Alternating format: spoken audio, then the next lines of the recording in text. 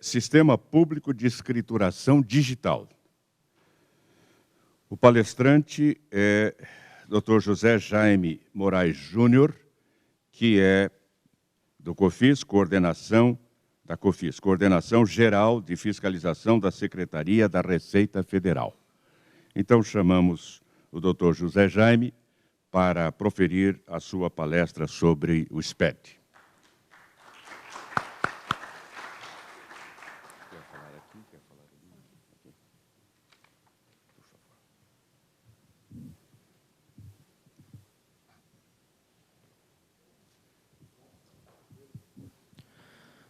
Bom dia a todos.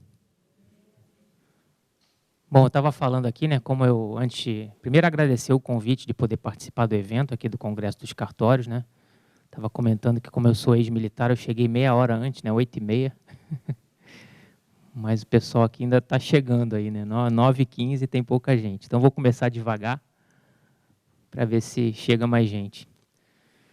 Bom, a ideia aqui nessa apresentação é falar um pouco do SPED, né, do Sistema Público de Escrituração Digital como um todo, e depois focar mais um pouco na escrituração contábil digital, que hoje, né, do ano calendário 2014 para cá, as empresas registradas em cartório também entregam.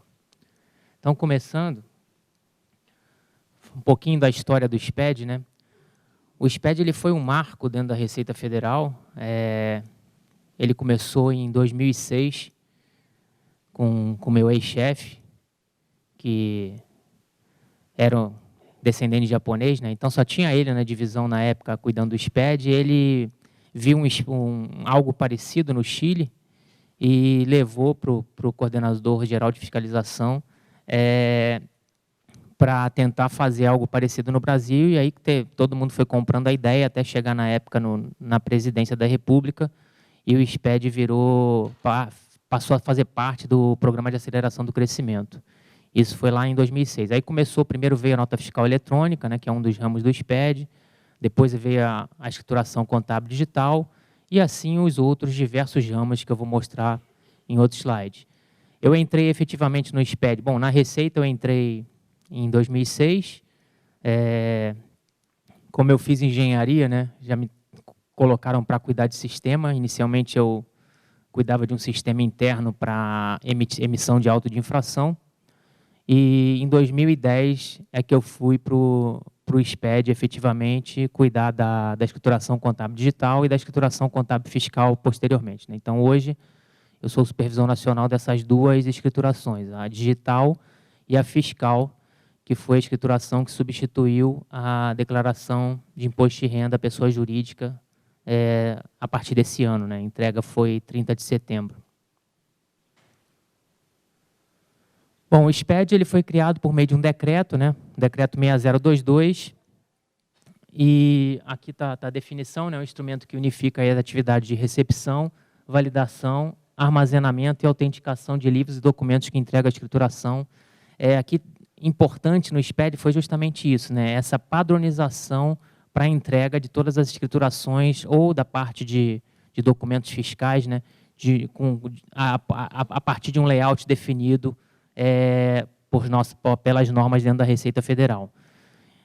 Houve uma mudança nesse decreto justamente para a gente atingir também as empresas registradas em cartório. Então, em 2013, até 2013, esse decreto falava só de sociedade empresária registrada em junta comercial. A partir de 2013, nós sugerimos uma alteração e ela passou, né, essa alteração foi aceita. Então, hoje, nesse decreto, tudo que era sociedade empresária agora fala de pessoas jurídicas, inclusive imunes e isentas, para a gente poder incluir, aí depois disso a gente pôde incluir as pessoas jurídicas registradas em cartório para também entregar, principalmente a ECD, né, a escrituração contábil digital. Essa foto eu estava comentando também antes, né? A ideia do SPED não é mais imprimir, né? Então a gente transferiu esse bando, acabou com esse bando de papel que as empresas tinham que guardar, agora é tudo em arquivo. O arquivo ele já tem a autenticação via assinatura, né? Então já tem a validade jurídica que a gente precisa. Então não há necessidade hoje de imprimir. Alguns órgãos aí eu sei, né, que alguns órgãos de licitação ainda exigem essa impressão, mas não é a premissa do SPED. A ideia do SPED é justamente acabar com esse gasto enorme de papel e está tudo em computador, está tudo num arquivo que pode ser entregue. Cada arquivo tem um código próprio, são 40 dígitos, né, 40 caracteres hexadecimais, né, de 0 a 9 de A a F. Então, isso aí identifica aquele arquivo específico, aquele arquivo que foi entregue. Então, qualquer alteração, o que a gente chama de hash, né, esse código do arquivo muda. Então, isso já basta. Então, não precisa imprimir, né, bastava ter esse arquivo autenticado, no caso, antes pelas juntas comerciais, e agora pelos cartórios, um sistema que vai ser apresentado também hoje, né? Então, basta o arquivo autenticado e está pronto para ser utilizado aí para fins comerciais. O SPED também teve um caso interessante que ele passou a ser referência, né? Eu botei o último ali, a Hungria, né? Isso aí foram alguns países que a gente foi apresentar o SPED. Então, Índia, Estados Unidos, África do Sul, Alemanha.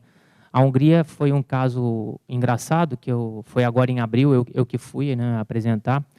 Inicialmente, o fisco húngaro a Receita húngara foi em Portugal, conheceu o SPED português. E chegando em Portugal, os fiscais de Portugal falaram, não, se quer saber, o melhor SPED está no Brasil, então pede para alguém do Brasil ir explicar. Então a Embaixada da Hungria entrou em contato com a Receita Federal e nós fomos apresentar o SPED lá em Budapeste, né? Ele já tem hoje o que seria o equivalente ao nosso conhecimento de transporte eletrônico, que é um dos ramos do SPED, e estão querendo, né, implementar também a escrituração contábil digital. Para vocês terem uma ideia, os Estados Unidos, até hoje, a declaração de pessoa física deles ainda é em papel, né? Então, a gente está bem, pelo menos nesse aspecto, a gente está bem mais evoluído. Tá? A apresentação dos Estados Unidos também foi recente, eles ficaram também bem espantados com o mundo que é o SPED hoje. Aqui as premissas básicas do SPED, né? Padronização, a ideia é essa, né? Todos os SPEDs eles partem de um layout padrão, de um modelo para poder ser transmitido. Simplificação, a gente vende essa ideia, mas nem sempre a gente consegue fazer, né?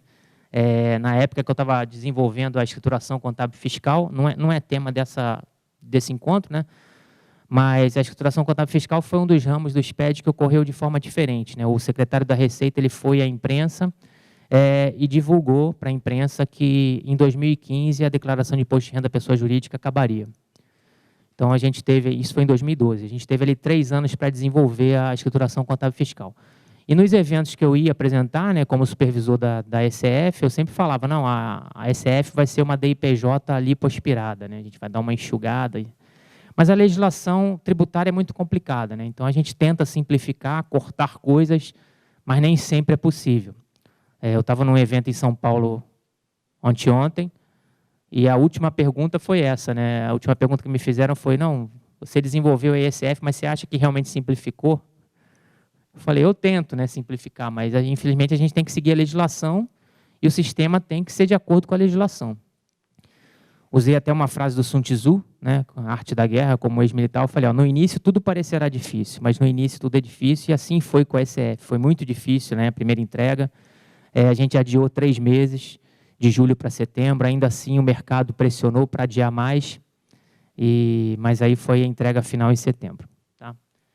Integração, porque tendo essa coleta de dados toda digital dentro da Receita Federal, a gente consegue integrar com os diversos sistemas e melhorar também essa parte nossa de seleção de contribuintes para fiscalização. O Valor Econômico até citou recentemente que a Receita agora com o SPED virou o BBF, né, que é o Big Brother Fiscal. Então a gente tem todos os dados lá e a gente faz diversos batimentos. Tá? E compartilhamento, porque com a criação do SPED, outros órgãos também acessam, né? Hoje na ECD a gente tem convênio com todas as secretarias de Fazenda, né, dos estados e algumas secretarias de finanças dos municípios. Mas qualquer município que queira fazer convênio, faz o convênio via Superintendência da Receita da região do município e também vai acessar os dados do SPED. Tá? Aqui uma quebra de paradigma também dentro da Receita. O SPED foi o primeiro sistema, né, considerando o sistema todo, que foi desenvolvido junto com a sociedade. Antes do SPED, como é que funcionava na Receita? Né? A Receita criava uma declaração nova, por exemplo, a declaração da DECRED, né, que é a declaração que as operadoras de cartão de crédito fornecem para a Receita. Criava essa declaração e divulgava para o público, né, via instrução normativa, e as empresas tinham que cumprir. O SPED foi sempre com participação conjunta, inclusive das empresas, né? Os dois ramos do SPED que eu cuido, há várias empresas que participam do projeto, que a gente chama de empresas piloto, né? Então, são empresas grandes, né? Usiminas, Fiat, Volkswagen, Vicbold, Petrobras, Banco do Brasil. Enfim, são várias empresas que participam, ajudando na especificação, trazendo os casos, né, práticos delas, porque nem sempre numa especificação nós, auditores, conseguimos ver todos os casos possíveis, e também ajudando na homologação. Então, isso foi uma grande revolução também dentro da Receita em relação ao sistema público de escrituração digital, né? As empresas efetivamente participam. Nós temos reuniões aí, pelo menos bimestrais, no Conselho Federal de Contabilidade, com todas as empresas que participam do projeto, para apresentar sempre as novidades, para pegar as sugestões. Isso vale para todos os ramos do SPED. Tá? E aqui outros, né? A SUSEP também participou, o DREI, que é o antigo DNRC, né? Que é o que cuida, que toca, seria o órgão responsável pelas juntas comerciais, Departamento de Registro Empresarial e Integração, Banco Central, CVM, enfim, e as empresas. Mas aqui o mais importante é essa questão das empresas mesmo. Elas efetivamente participam conosco. Tem um representante delas que era funcionário da Gerdau, hoje não é mais, mas ele continua à frente via CFC, né? Então, ele que traz todos os pleitos, marca as reuniões, convida as empresas e faz e nos ajuda a melhorar o sistema. Esse aí é o mundo do SPED hoje, né? Dentro da Receita falam que a gente quer dominar o mundo, a gente está chegando lá, só faltam as empresas do Simples e a declaração de imposto de renda da pessoa física, mas não tem previsão, não precisam se preocupar, que ainda não tem previsão de vir para o SPED, talvez um dia venha, né? Mas aqui a gente divide o mundo, né, em dois grupos, né? O grupo dos documentos fiscais, que é o que está ali acima, né? Então a gente tem um conhecimento de transporte eletrônico, que já existe hoje, né? A nota fiscal de serviços, a ideia aqui é padronizar, como a gente fez para a nota fiscal eletrônica, fazer também para a nota fiscal de serviço, englobando todos os municípios. Esse foi um projeto que ficou um tempo parado, mas agora retornou. No último Encontro Nacional das Administrações Tributárias, foi assinado um acordo para chegar num modelo padrão dessa nota fiscal de serviço, para que todos os municípios possam utilizar e usar dentro do SPED. Nota fiscal eletrônica também foi o primeiro SPED que surgiu, né? Essa nota fiscal eletrônica ainda não é para o consumidor final, né? A gente está falando nota fiscal eletrônica aqui quando é relação entre empresas. Tá? Nota fiscal ao consumidor, que também está em desenvolvimento. E o manifesto de transporte, que é a questão de controle de cargas aí. Então, essa seria a parte dos documentos fiscais. A parte de baixo é a parte das escriturações, né? Então, hoje são várias escriturações dentro do SPED. A gente tem a escrituração fiscal digital do ICMS e IPI, que trata dos lançamentos e registros relativos ao ICMS, né, um tributo estadual, e ao IPI, que é um tributo federal. A gente tem a ECF, que eu sou supervisor, né, que é a escrituração contábil fiscal, que cuida do imposto de renda pessoa jurídica e da contribuição social sobre o lucro líquido. A ECD, que é a parte contábil, é a única escrituração que não é efetivamente da Receita Federal. Na verdade, nós somos o repositório dessas informações.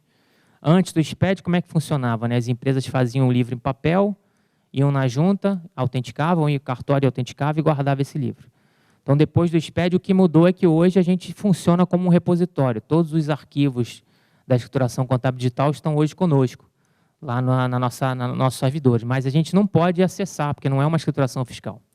A gente só pode acessar a ECD se a gente tiver uma fiscalização em andamento. E assim também para os estados e municípios, né? Só acessam se tiver efetivamente uma fiscalização em andamento. A escrituração contábil digital, que é que eu vou falar mais adiante, né, mais especificamente. SPED financeiras, ele começou com uma exigência do governo dos Estados Unidos, em virtude de um convênio para que ele queria informações dos americanos fora dos Estados Unidos que tivessem empresa, enfim, tivessem movimentação financeira. E hoje ele evoluiu também para pegar essas informações de outras pessoas, além dos americanos. Ele deve entrar em produção aí no ano que vem. O SPED Contribuições, Escrituração Fiscal Digital Contribuições, cuida do PIS e da COFINS, né? São as contribuições aí da União. Já está implementado e vale para todo mundo, todas as empresas. O E-Social, que foi a grande dor de cabeça do último mês, né? Esse mês foi tranquilo. Ele também veio com a ideia de que substituir folha de pagamento, substituir GFIP, cadastro de acidente de trabalho, enfim, todas as informações agora têm que estar no E-Social. Houve esse problema no primeiro mês, né, que o primeiro módulo foi o empregador doméstico. Eu também sofri esse problema, né? Tentei imprimir minha guia, não consegui. Depois eu consegui. Mas agora em dezembro, começou o 1º de dezembro, né? 6 da manhã eu já estava acordado para imprimi, está tudo certo e não houve reclamação, tá certinho. Então, inicialmente começou com o cadastro dos empregados domésticos, né? O empregador tem que ir lá e cadastrar. E agora, nesse mês, já cadastrou o 13º. Enfim, o E-Social é para cadastrar qualquer tipo de evento que ocorra com empregados de uma empresa. E ele é online, né? Ele é preenchido via internet e já transmitido evento a evento. Então, se o empregado for mandado embora, a empresa tem que ir lá e registrar. Se o empregado tirou uma licença para tratar de saúde, tem que ir lá e registrar. Para as empresas, vai começar o ano que vem, mas só para as empresas com faturamento acima de 78 milhões por ano. Então, o primeiro módulo foi esse do empregador e o próximo módulo das pessoas jurídicas com esse faturamento. E assim vai, até atingir todas as empresas. E o último SPED, que é o SPED Retenções, também é para o ano que vem. Ele vai pegar essa parte de retenção na fonte, né, de tributos e contribuições e imposto de renda, e gerar um SPED próprio.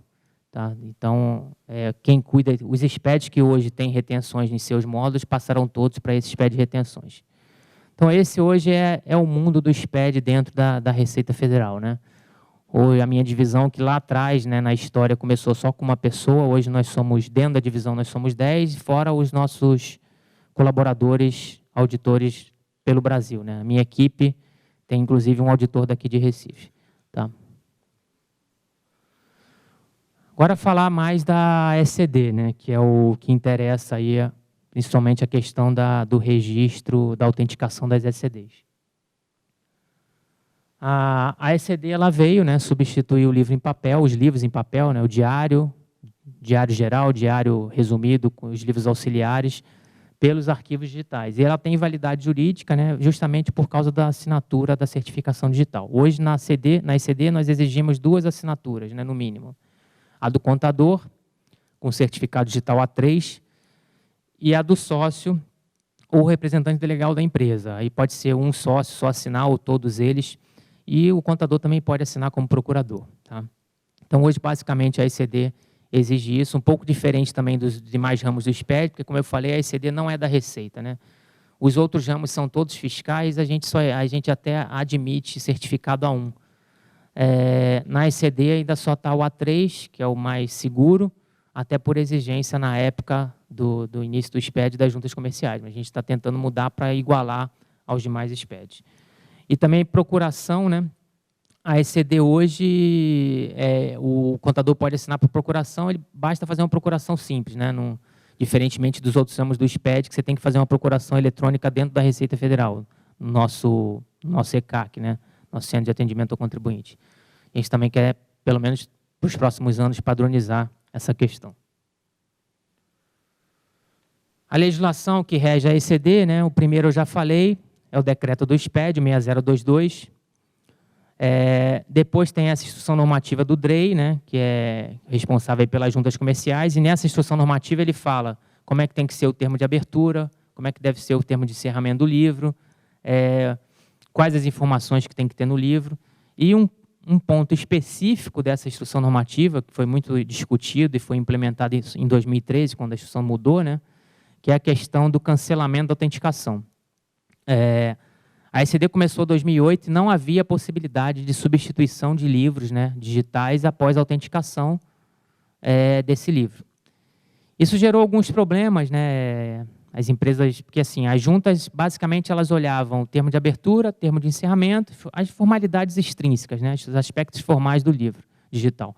E não entrava ali no detalhe de se os lançamentos estavam corretos, se tinha um balanço, se tinha uma demonstração de resultado. E isso gerou alguns problemas, no sentido que a junta autenticava e, de repente, não tinha, por exemplo, uma demonstração do resultado naquele livro. Claro que a gente também foi melhorando as regras de validação do programa para não permitir esses casos, mas havia alguns casos desse tipo. Então, nessa instrução normativa foi prevista essa opção de cancelamento da autenticação, né? Então, hoje a empresa, de acordo com a instrução normativa, ela tem que ter um laudo de 2 contadores, demonstrar efetivamente que a escrituração é imprestável, encaminhar isso tudo para a junta comercial, que vai analisar, encaminhar para o DREI, que vai analisar também e encaminhar para a gente só desautenticar. Hoje a desautenticação só é permitida dentro da Receita Federal, até porque para a gente ter uma segurança mínima quando a gente fiscaliza uma empresa, o ideal seria que a escrituração já estivesse autenticada. Então, você deixar isso aberto nas juntas poderia gerar um problema também dentro da Receita Federal.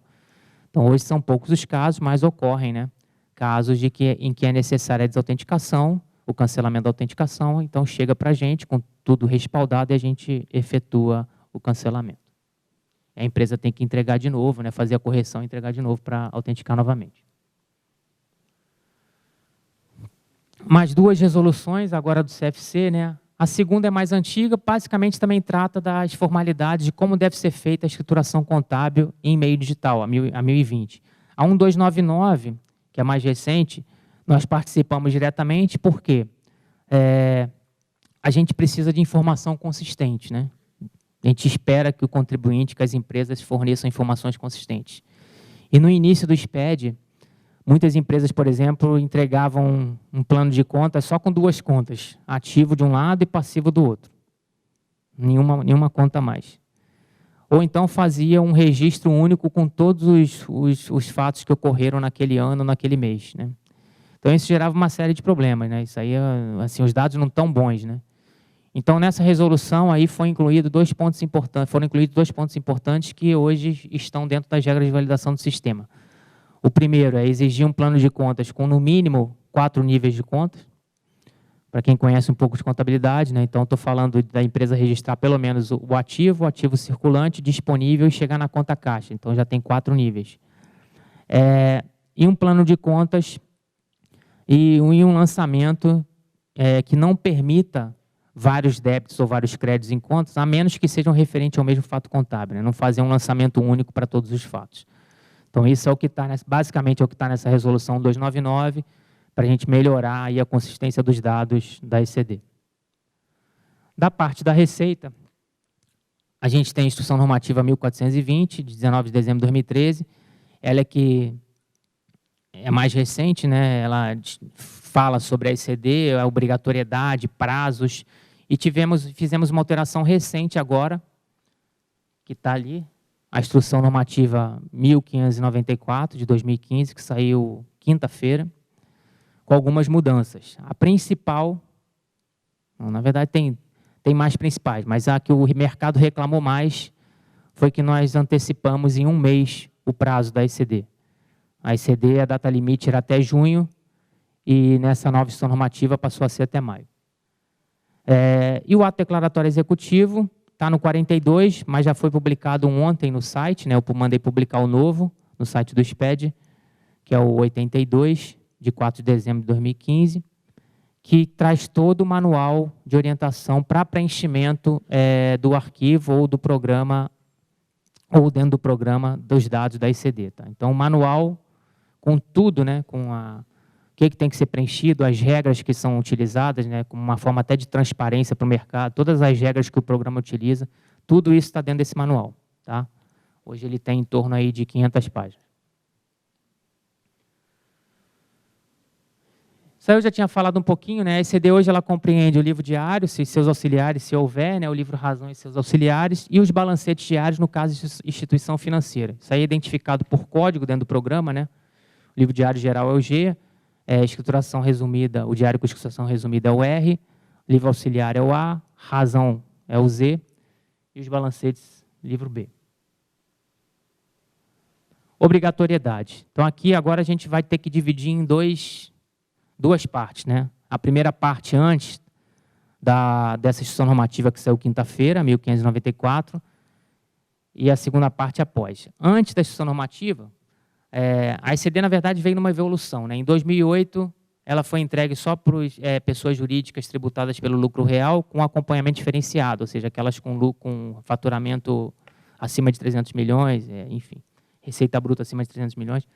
Aí depois foram todas as empresas do lucro real, até que em 2013 a gente começou a incluir empresas de lucro presumido que entregaram em 2014, né? Isso também teve que fazer uma mudança no programa, né? Até 2013, o programa da ECD, basicamente, ele servia só para validar, assinar, ou para a pessoa ver, visualizar, os órgãos, né, visualizarem ali a escrituração da empresa. Então, você não conseguia fazer nenhuma edição dentro do programa. Em 2013, como a gente começou a incluir, né, outras empresas menores, a gente, a partir da versão 3 do programa, houve a possibilidade de edição dos campos. Então, pequenas empresas hoje nem precisam de sistema de contabilidade, elas podem fazer dentro do próprio sistema. Empresas que têm poucos registros a fazer no mês ou no ano, né, podem fazer no próprio sistema. Qualquer empresa pode fazer dentro do próprio sistema, mas você lançar vários registros, né, manualmente é complicado. Tá? E chegamos ao ano calendário 2014, que são as ECDs que foram entregues agora em 2015. Então, quem era, né? Quem estava obrigado? Todas as empresas tributadas pelo lucro real, todas as empresas tributadas pelo lucro presumido que distribuíram lucros acima do percentual de presunção, menos os tributos federais. Então, um exemplo simples, né? Uma empresa prestadora de serviço, o percentual de presunção de lucro dela é 32%. Então, se ela tem aí 100 mil de receita, o percentual de presunção dela seria 32 mil. Tirando aí os tributos, vamos supor que dê 30 mil. Se ela distribuir o lucro acima de 30 mil, ela tem que entregar ICD. Tá? Isso está na instituição normativa, mas também tem uma lei falando disso. Se você distribui lucro e quer que esse lucro seja isento, não quer pagar imposto sobre o lucro, você tem que ter a contabilidade. Tá? Imunes isentas, a gente seguiu a regra do SPE de contribuições, eram as imunes isentas que tinham pagar mensalmente o PIS e a COFINS acima de R$10 mil, e as sociedades em conta de participação. Então, qualquer empresa que utiliza hoje, isso aí vale mais para as construtoras, né? As construtoras normalmente trabalham com sociedades em conta de participação, então, se elas utilizam desse mecanismo previsto no novo Código Civil, eles têm que entregar a ECD da empresa e também a ECD das SCPs, das Sociedades em Conta de Participação. E qualquer empresa pode entregar a ECD facultativamente. Tá? O sistema não barra. O que é que mudou, né, para 2016? 2016, as escriturações que vão ser feitas relativas a 2015 vão ser entregues até maio de 2016. Lucro real todas, não mudou nada. Lucro presumido mudou. Agora entrega ECD aquelas empresas que não fazem livro caixa, né? Porque lucro presumido a empresa pode fazer livro caixa, né? Só cuidar dos ingressos, das receitas. Então, quem não faz livro caixa precisa fazer a contabilidade por alguma questão, como essa da distribuição de lucros, vai entregar ECD. Tá? Então, essa é uma regra nova. E o livro caixa, que é um livro mais fiscal, a gente está colocando dentro da escrituração contábil fiscal, dentro da ICF. Imunes isentas, também a gente mudou um pouco a regra, continua valendo os 10 mil mensais, só que também contando o PIS sobre a folha de pagamentos, que era uma dúvida. Então, é 10 mil incluindo o PIS sobre a folha de pagamentos. Ou se a empresa tiver uma receita maior que 1.200.000 no ano. Né? Então, se ela oferir aí receita, doação, enfim, tudo isso aí, incentivo, subvenção acima de 1.200.000 no ano, ela também vai ter que entregar ICD. Essas regras só valem para o próximo ano. Né? A partir do... Desculpa, não escutei. Não. Empresas do Simples, né? Micro e pequenas microempresas e empresas médias que tributam pelo Simples Federal, entregam lá a declaração de ajuste do Simples, que é a DAIS-N, e não tem relação aqui, a DSPJ, né? A DASN é a guia. Entrega a DSPJ e não tem que entregar ECD. Tá? SCPs continua a mesma. Aqui a gente só fez uma mudança, porque na instrução normativa antes o texto não estava bom. A gente só tirou ela dos incisos e colocou nos parágrafos dizendo que as SCPs que sejam do lucro real, do lucro presumido, que cumpram algum daqueles requisitos anteriores, entregam a ECD. Aqui é mais técnico, é que a gente antes tinha criado um livro específico para SCP, que a gente chamou de S, mas isso não precisa mais. Mas isso aí é mais técnico, eu vou passar. Quem está dispensado, né? As empresas tributadas pelo Simples, todas elas, não precisa entregar, órgãos públicos e pessoas jurídicas inativas. Então, essas não entregam a ECD. Prazo para apresentação, né? Como eu falei, a gente mudou, né? Agora é a partir de maio, é até maio que tem que entregar. Então, as empresas que vão fazer a contabilidade do ano calendário 2015 têm que entregar até o último dia útil do mês de maio. E aí tem essa questão das situações especiais, né? Situação de se a empresa ocorreu uma fusão, uma cisão, uma incorporação. Se essa fusão, cisão e incorporação ocorreu até abril do ano, né? Do ano da entrega, ela entrega junto com as outras em maio. Se ocorreu de maio a dezembro, ela vai entregar no último dia útil do mês subsequente, que é a regra que está prevista na instrução normativa. Tá? Então, isso é um ponto importante que realmente mudou, né? Para ano que vem a entrega passa de junho para maio. Aí, muitas perguntas na outra apresentação, mas por que fizeram isso, né? A ECF, né, que foi a escrituração que substituiu a DIPJ, ela usa os dados da ECD, que foi uma das grandes inovações da ECF, é justamente isso, né? Ela parte da contabilidade da empresa para calcular os tributos, imposto de renda e contribuição social sobre o lucro. Então, a gente precisava da ECF entregar a ECD antes, né? A ECD tem que estar na base antes para a empresa poder usar os dados da ECD para montar a ECF. Inicialmente, a ECD estava em junho e a gente deixou a ECF em julho. E aí a comunidade contábil, os contadores todos reclamaram por causa do mês de férias, né? Não, julho é mês de férias, não dá para mudar? Falei, é melhor mudar, né? A gente também ia passar aperto. Então, no primeiro ano, a gente mudou para setembro, dando mais prazo, e agora a gente adiantou a entrega da ECF para junho. E aí, adiantando para junho, a ECD teve que vir para maio. Então, por isso que houve essa alteração. Aqui os livros existentes, né? Eu também já falei, né? Os códigos dele. Tá, os livros que são possíveis de entregar na ECD hoje. Importante aqui, quem entrega o diário geral não tem livro auxiliar, né? Então, quem quer entregar algum livro auxiliar por alguma razão, vai detalhar a conta dos clientes da empresa, vai detalhar a conta dos fornecedores, então tem que usar o livro R, e aí usar ou o Z ou o A. Tá? Aqui a parte que interessa mais a vocês, né, que é a questão da autenticação das empresas sem NIR. Na instrução normativa, antes de falar, acho que está no próximo slide, então depois eu falo. Primeiro tem a previsão no decreto, né, no regulamento de imposto de renda, decreto 3.099, lá no artigo 258, parágrafo 4º, que para essas empresas que não têm registro em junta comercial, né, empresas registradas em cartório, é necessária a autenticação do registro civil, no registro civil, né, ou no cartório de registro de títulos e documentos, conforme previsão ali de uma lei de 58 e de um decreto-lei de 69. Esse artigo não foi revogado, ele continua no decreto, no regulamento do imposto de renda, então continua válido. A confusão é por causa da instrução normativa 1420. A instrução normativa 1420, ela fala que as empresas que não têm NIR, né, as empresas não comerciais, que têm registro em cartório, estão dispensadas de autenticação. Só que aqui a dispensa é para fins fiscais. Por quê? A gente está passando ainda problemas com as juntas comerciais em virtude do atraso nas autenticações das escriturações. Inclusive, há um projeto em andamento para modificar esse procedimento junto às juntas.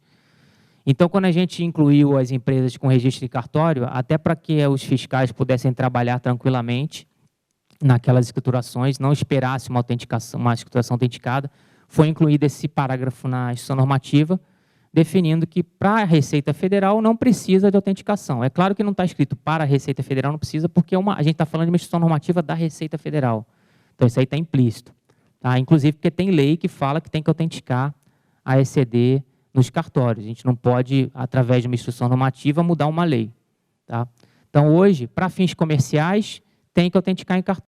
E aí é o sistema que vai ser apresentado. Para a Receita, para a gente poder fiscalizar, não precisa. Eu não preciso esperar uma escrituração autenticada para começar uma fiscalização. Basicamente é isso. Então, essa é a confusão que tem sido gerada e a gente incluiu essa informação no manual.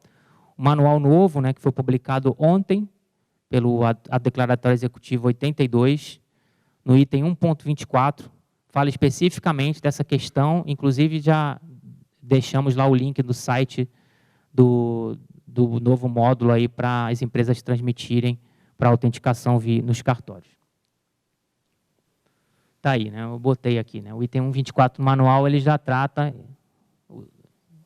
dessa questão, especificando e qual o link que é para utilizar para acessar o módulo para entregar a ECD para ser autenticada. Então, né, frisando de novo, né? Para fins fiscais, realmente, a Receita não precisa do livro autenticado para começar uma fiscalização. Mas para fins comerciais, por questões de lei, esse livro tem que ser autenticado.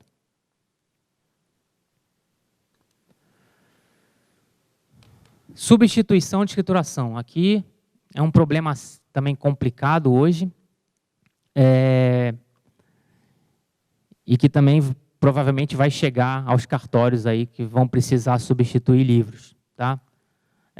O primeiro ponto, né? Existe lá um campo específico no registro 000 que define como é que se essa ECD, se essa escrituração contábil é original ou vai ser substituta. Tá? Então, o primeiro código é 0, ou seja, está transmitindo a original. Então, quem for transmitir a original usa código 0. O segundo código, eu estou substituindo uma escrituração com NIRI por outra com NIRI, no caso das juntas comerciais. Né? Então, a empresa não mudou de NIRI, eu só estou substituindo aquela escrituração. Então, tem que usar o código 1. O código 2, eu estou substituindo uma escrituração que não possua NIRI. Aqui, eu só consigo fazer isso também se for substituir uma escrituração sem NIRI por outra sem NIRI. Né? Porque aí, essa escrituração, nenhuma foi para a junta comercial. Então, eu vou substituir uma que não tinha NIRI, que foi para os cartórios, por outra que não tem NIRI. Por quê? Se a empresa transmitiu uma escrituração primeiramente com NIRI para a junta, aí depois ela falou, não, está errado, não era para a junta, era para o cartório, é sem NIRI. Não dá para ser substituta, porque o cartório não recebeu a primeira. E a junta está com uma lá que é lixo. Então, tem que pedir para a junta indeferir a primeira e transmitir a outra como original. E o inverso também, né? Se ela transmitir uma sem NIRI e, na verdade, era com NIRI, ela tem que pedir para aquela sem NIRI ser indeferida e transmitir uma com NIRI corretamente para a junta comercial. Então, esse código 3 só funciona quando é a substituição de sem NIRI para sem NIRI. E o último código, também para a junta, é que antes não era possível, a partir de 2013 passou a ser, né? Você substituir com troca de NIRI. A empresa mudou de domicílio, né? Então mudou o NIRI dela. Ela era de São Paulo, passou a ser de Recife. Então ela tem que substituir com troca de NIRI, aí usa o código 3. Tá? Então essas são as opções hoje dentro do sistema de substituição. Um outro ponto também que gera dúvida e chega direto nas juntas e provavelmente vai chegar nos cartórios é a questão dos layouts. A ECD, como qualquer ramo do SPED, tem layout, que é aquela questão da padronização. Né? Eu padronizo, tem que entregar nesse layout. E por que ocorre essa mudança de layout? Ocorre quando a gente cria um registro novo, cria uma informação nova, então necessariamente a gente tem que criar um layout novo. Então hoje são 4 layouts na ECD. O layout 1, que valeu até 2013, depois veio o 2, né, 2013 e 2014, o 3, que foi usado para entrega esse ano, e agora o novo, 4, que vai ser para 2015. A gente teve que criar o 4, porque é uma parte mais fiscal, né? Mas tem uma lei, né, que foi publicada, a Lei 12973, de 2014, que trouxe várias alterações no âmbito fiscal. Entre elas, a entrega de um livro chamado Livro Razão Auxiliar. Então, para a gente... Livro Razão Auxiliar das Subcontas, esse é o nome. Então, para a gente poder fazer essa previsão dentro da ECD, a gente teve que criar alguns campos novos e, por isso, geramos o Layout 4. Então, a primeira dúvida que sempre surge para as empresas, né? Qual layout usar? Isso aí está claro no manual lá, qual layout usar e que ano usar. E a segunda é que, como o manual segue uma ordem, o layout 1, que é o antigo, fica no item 3.1. Então, às vezes, a empresa abre o manual e já começa a olhar o layout 1, quando, na verdade, ela deveria olhar o 4, que está lá no último. Então, são dúvidas que chegam para a gente, né? A gente tem um Fale Conosco dentro da Receita, e que certamente chegam para as juntas e certamente chegarão para os cartórios. Então, no ano que vem, quem for entregar, utilizar o layout 4, tá? Que é o layout que está no item 3.4 do manual, que foi publicado ontem no site, o novo.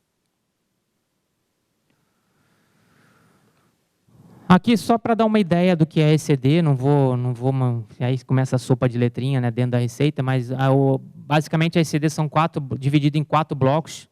Todas as escriturações do SPED são divididas em blocos, registros, que o bloco tem vários registros, e campos, né?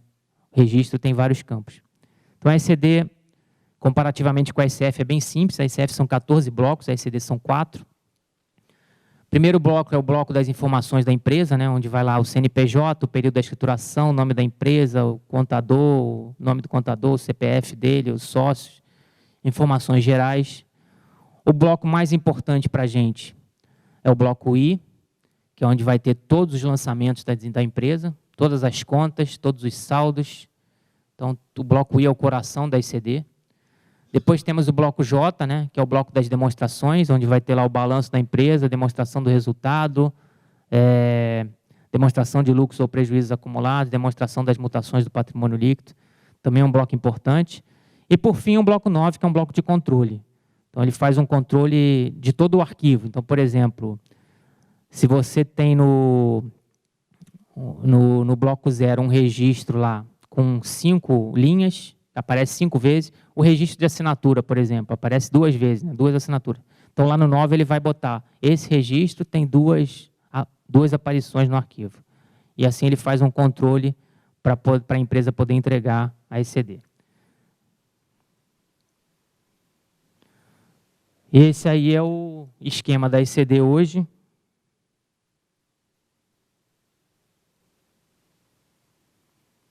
Opa. Tem um laser aqui.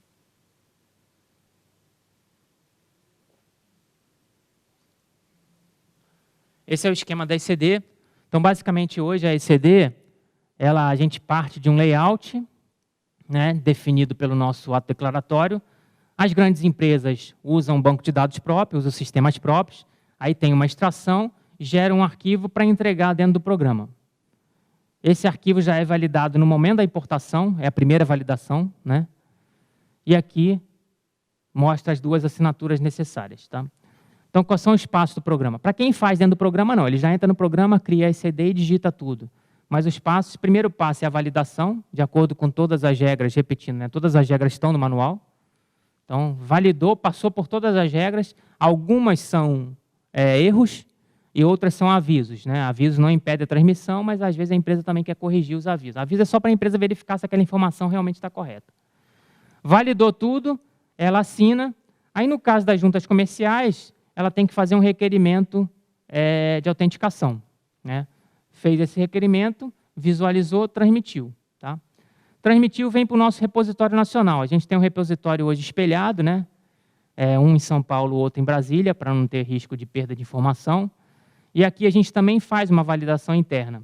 Aqui tem um ponto importante, que todo arquivo da escrituração contábil digital gerado, quando chega no nosso servidor, ele gera um arquivo resumo, chamado dados agregados, que para tirar as informações mais sigilosas da empresa. Então, se a empresa, por exemplo, tem um plano de contas dela até o nível de clientes, onde ela mostra exatamente quais são os clientes, na hora que gera esse dado agregado, ele gera com nível acima e sintetiza essa informação.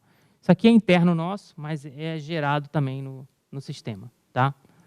Outro ponto importante, eu falei que a ECD só era acessada com fiscalização aberta.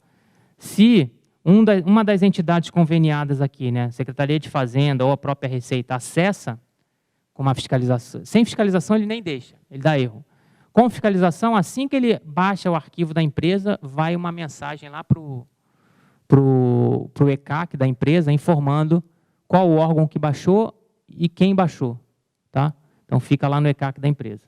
Tá? Então, aqui é o nosso repositório. E aqui a parte da junta, né? Vocês vão fazer um sistema separado do nosso, né? Então, a empresa que transmitir para a gente vai transmitir também o arquivo para o sistema de vocês. Mas aqui a junta é uma questão até cômica, né? Quando iniciou o projeto do SPED, as juntas também entraram, claro, né? Elas tinham que autenticar os livros de maneira digital.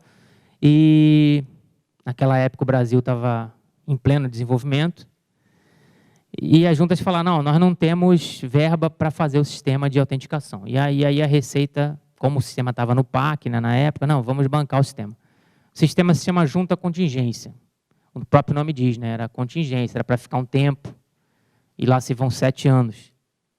E as juntas continuam usando o nosso sistema. Hoje só tem 3 juntas que utilizam o sistema próprio, que é a Junta de Minas, Junta do DF e Junta de São Paulo.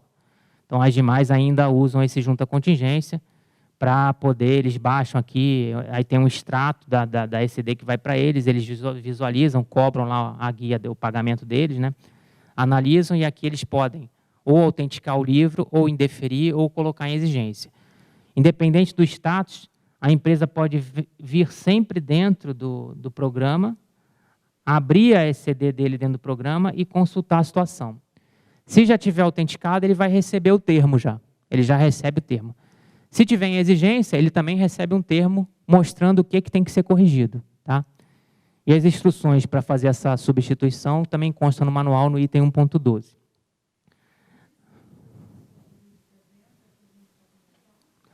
Não, vocês vão entrar num módulo próprio, aí vai ter que transmitir para cá e depois transmitir para o Registro Civil. Acho que o Nádio vai falar depois aí. Tá, é a próxima apresentação. Um outro ponto importante, nós também criamos uma opção, principalmente para os órgãos de licitação, consultar a situação daquela escrituração contábil dentro do site do SPED. No último slide tem o site, www.receita.fazenda.gov.br. Tem um item lá, consulta a situação. Se o órgão licitatório tiver o hash da escrituração que está na base, ou o próprio arquivo autenticado, né, e assinado, ele acessa, e aí a Receita, lá o sistema consulta a base e mostra para ele, ó, essa escrituração realmente foi transmitida, tem esses dados, ela está autenticada, não está. Então, isso é via site do SPED. Tá? E também tem a possibilidade, caso a empresa perca a escrituração, muito comum também, né? Ah, não, perdi, o computador formatou. Existe um programa no site chamado ReceitaNet BX. Se vocês lembrarem, nós transmitimos na nossa escrituração, né, a nossa declaração de imposto de renda da pessoa física via ReceitaNet, que é um programinha. O SPED também usa o ReceitaNet. Para fazer um download da escrituração, você usa o ReceitaNet BX, é um outro programa que também está lá disponível no site. Então, perdeu, a empresa baixa, entra com o certificado dela, né, o mesmo certificado que transmitiu, e consegue recuperar aquele arquivo. Aí recupera o arquivo, o termo de autenticação, enfim, o que ela perdeu. Tá? Isso vale para todas, não é só para as empresas registradas em junta. Então, quem perder arquivo transmitido, pode usar lá o BX, o ReceitaNet BX para acessar. Então, isso aqui seria um resumo aí do que é o SPED contábil hoje. É isso. Tá aí o site da Receita, do SPED, e ali eu Fale Conosco, né, que a gente atende, na verdade é quase um Fale Comigo, porque vem tudo para mim. Mas aqui a gente atende internamente, pessoal da Receita, que tem dúvida, as juntas comerciais e as empresas. Tudo via Fale Conosco. Não tem atendimento telefônico, até porque senão eu não ia conseguir trabalhar. Já é difícil, só por e-mail, imagina com telefone também. Tá bom? Obrigado. Espera aí que o Nádio vai falar. Pode falar.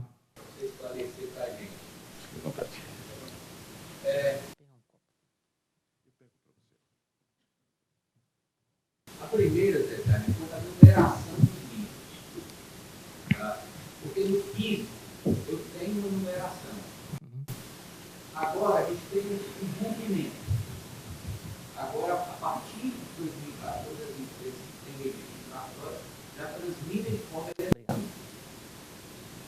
Essa numeração deve ser seguida ou ela pode reiniciar no meio eletrônico? Para você ter uma ideia de como a numeração é importante para a gente, eu pedi para retirar da IN do DREI. Numeração não serve de nada para a gente.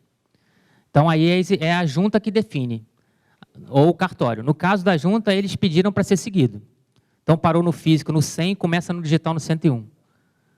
Aí, vocês exigem. Para a gente, a única exigência que o sistema faz é, não pode ter número igual e tem que ser sequencial. Só isso. Eu já vi casos no cartório que alguns clientes colocaram o SPED como número 1. Bem, alguns clientes colocaram o SPED como número 1. E o último livro foi o 78. Tá? Pergunta, há possibilidade de, no SPED, eu retificar essa numeração? Sim. É fácil? É fácil. Você pode retificar. Aí tem que definir com os cartórios qual o melhor, como é que vocês vão fazer, né? Se vai deixar seguido ou não. Mas pode retificar, não tem problema. Agora, para a gente, na próxima IN que vai sair do DREI, não vai ter mais número. O número vai ser abolido, porque não precisa dessa informação. O que importa é a...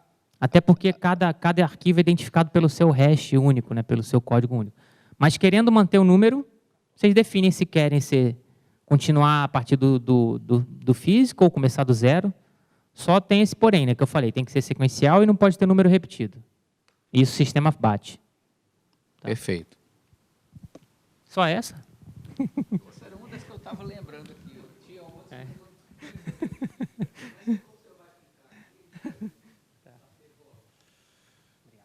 Além disso, tem o Fale Conosco, que ele disse que é fale com ele mesmo.